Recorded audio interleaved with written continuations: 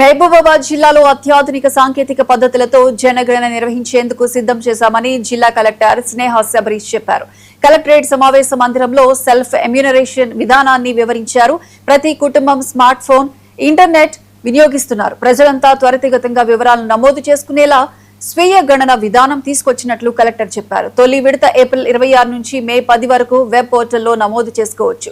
కేంద్ర ప్రభుత్వ అధికారిక వెబ్ పోర్టల్లో census.gov.in ద్వారా స్వీయ గణనకు అవకాశం కల్పించామన్నారు. సెల్ ఫోన్ ద్వారా ఓటీపీ సహాయంతో లాగిన్ అయి 9 దశల్లో 34 అంశాలను నమోదు చేసుకోవాలని కలెక్టర్ చెప్పారు.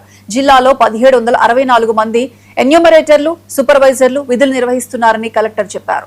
ఈ సమావేశంలో అడిషనల్ కలెక్టర్ అనిల్ కుమార్, సిపిఓవి శ్రీనివాసరావు, జిల్లా గణాంక అధికారులు జి అశోక్ పాల్గొన్నారు.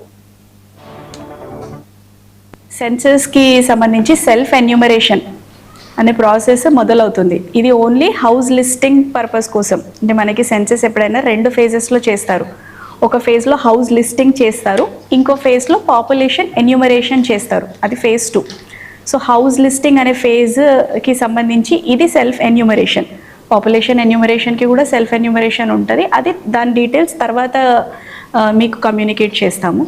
ఇప్పుడు హౌస్ లిస్టింగ్కి సంబంధించి అంటే మనకి ఎన్ని ఇల్లులు ఉన్నాయి, ఏ టైప్ ఆఫ్ ఇల్లులు, ఆ ఇల్లులో ఎంతమంది ఉంటారు, ఇంటి గురించి జస్ట్ బేసిక్ డీటెయిల్స్. అందులోన పాపులేషన్ గురించి కాదు, ఇంటి గురించి బేసిక్ డీటెయిల్స్. రేపటి నుంచి మనకి సెల్ఫ్ ఎన్యూమరేషన్ అన్నది స్టార్ట్ అవుతుంది.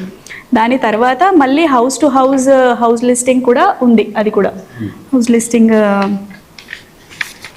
11th నుంచి, దీని తర్వాత 10th మే వరకు సెల్ఫ్ ఎన్యూమరేషన్ అయిపోయిన తర్వాత హౌస్ లిస్టింగ్ షెడ్యూల్ 11th మే నుంచి స్టార్ట్ అవుతుంది మనకి.